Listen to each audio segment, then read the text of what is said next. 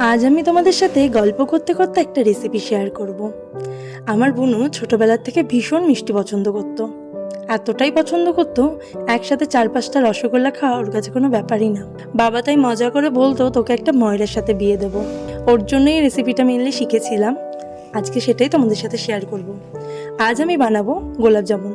তো প্রথমেই গোলাপ জামুন বানানোর জন্য নিয়েছি কিছুটা ছানা। এখানে আমি 100 গ্রাম ছানা নিয়েছি, তার মধ্যে দিয়েছি অল্প পরিমাণে চিনি। দিয়ে ভালো করে মেখে নিয়ে আমি এর মধ্যে দিয়েছি 1 চিমটি মতন খাওয়ার সোডা, সামান্য একটু ঘি, 30 গ্রাম মতন ময়দা দিয়ে ভালো করে আমি মাখবো। মেখে নিয়ে এর মধ্যে দিয়ে দেবো 1 চামচ মতন সাদা তেল। আমি তেলটা দেওয়ার সময় আর ক্লিপ নেওয়া হয়নি, তোমরা 1 চামচ মতন সাদা তেল ইউজ করবে 100 গ্রাম ছানায় 30 গ্রাম ময়দা দিয়ে। তো ভালো করে মেখে নিয়ে গোল গোল শেপ দিয়ে নিয়েছি।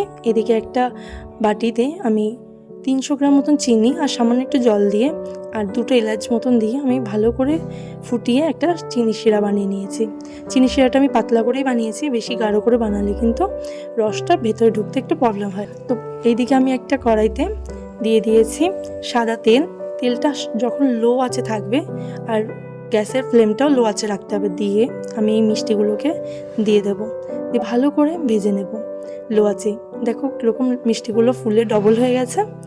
এবার ভালো করে লাল লাল করে ভেজে আমি এগুলোকে নামিয়ে নেব। নামিয়ে চিনির শিরার মধ্যে দিয়ে ভালো করে মিশিয়ে আমি 2 ঘন্টা মতন রেখে দেবো।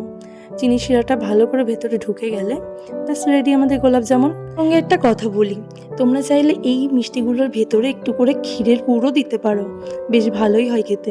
এই গোলাপ জামুনগুলো খেতে ভীষণ ভালো হয়। আর আমি গোলাপ জামুনগুলোর উপরে ডেকোরেশনের জন্য একটু পেস্তা কুচি ব্যবহার করেছি আর দিয়েছি সামান্য গোল্ডেন পেপার। আজকের রেসিপিটা তোমাদের কেমন লাগলো অবশ্যই জানিও। ভালো লাগলে অবশ্যই একটা লাইক, কমেন্ট, শেয়ার করো।